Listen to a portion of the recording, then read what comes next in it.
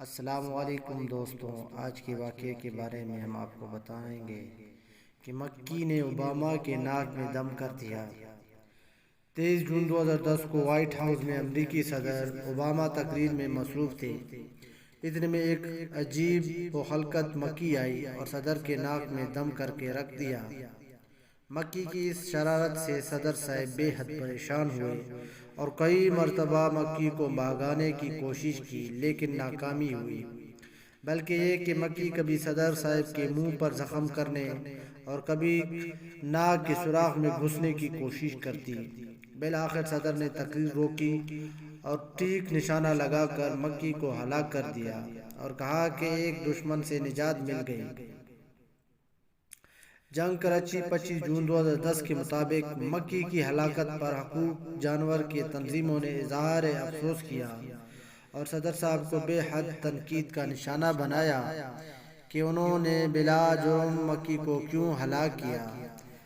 اس طرح مکی کو ہلاک کرنا جانوروں کی کھلی خلاف ورزی ہے، اس پر مقدمہ دائر کیا جا سکتا ہے۔ قارئین کرام کو یاد ہوگا کہ امریکہ نے 30 مارچ 2003 میں جب عراق پر حملہ کیا تھا اور بے تحاشا بمباری کی تھی، اس میں بغداد کے چڑیا گھر کے کچھ جانور بھی ہلاک ہو گئے تھے۔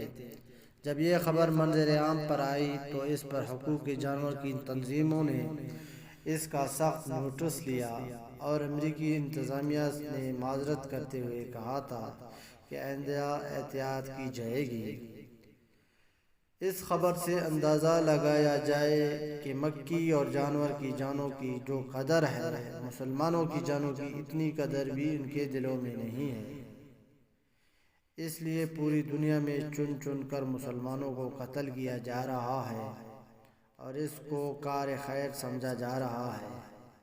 پھر اللہ تعالیٰ نے اوباما پر ایک حقیر مکی کو مسلط کر کے یہ بتا دیا کہ جس طرح ایک لنگڑے مچھر نے نمرود جیسے طاقتور بادشاہ کو نمونہ عبرت بنا دیا، اسی طرح کسی بڑے سے بڑے ظالم و جابر کا خاتمہ بھی مکی سے کیا جا سکتا ہے۔